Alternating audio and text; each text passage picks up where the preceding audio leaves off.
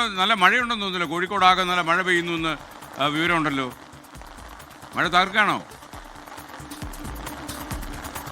തീർച്ചയായിട്ടും SKN കോഴിക്കോട് ഞാനിപ്പോൾ നിൽക്കുന്ന സ്ഥലത്തടക്കം വലിയ തലത്തിൽ മഴ പെയ്യുന്നുണ്ട്.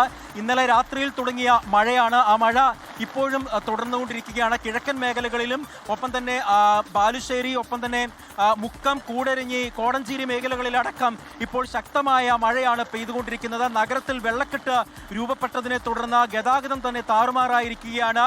കോഴിക്കോട് ബീച്ചിലെ ഫുഡ് സ്ട്രീറ്റുകൾ അടക്കം പൂർണ്ണമായും വെള്ളത്തിൽ മുങ്ങിയ സ്ഥിതിയാണുള്ളത്. നഗരപ്രദേശങ്ങൾ ഭക്ഷണം കഴിക്കാൻ ബീച്ചിൽ വരുന്നതെന്ന് ചോദിക്കുന്നുണ്ടായിരുന്നു അജി, നമ്മുടെ ക്യാമറമാനോട്.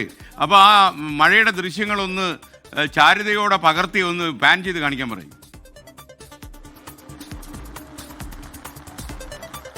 തീർച്ചയായും മഴയുടെ ദൃശ്യങ്ങൾ പ്രേക്ഷകരെ കൃത്യമായി തന്നെ പാൻ ചെയ്ത് ക്യാമറമാൻ ഇപ്പോൾ തന്നെ കാണിക്കുന്നതായിരിക്കും. SKN വലിയ തലത്തിൽ മഴ പെയ്യുന്നുണ്ട്.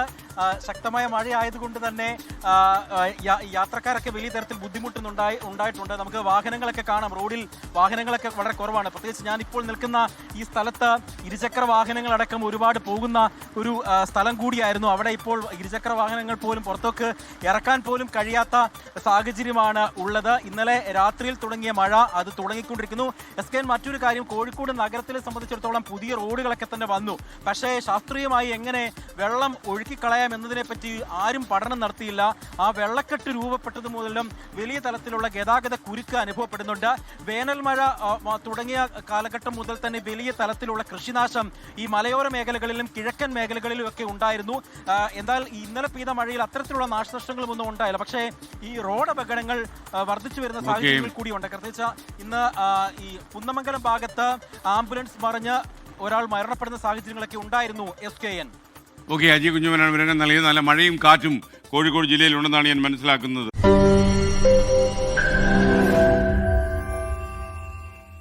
ലോകത്തെവിടെയായാലും ഏത് സമയത്തും 24 വാർത്തകളും ഓഗ്മെന്റഡ് റിയാലിറ്റി പാക്കേജുകളും എക്സ്പ്ലെയിനറുകളും വിശദമായി കാണാൻ ഞങ്ങളുടെ YouTube ചാനൽ നിങ്ങൾക്ക് സബ്സ്ക്രൈബ് ചെയ്യാം.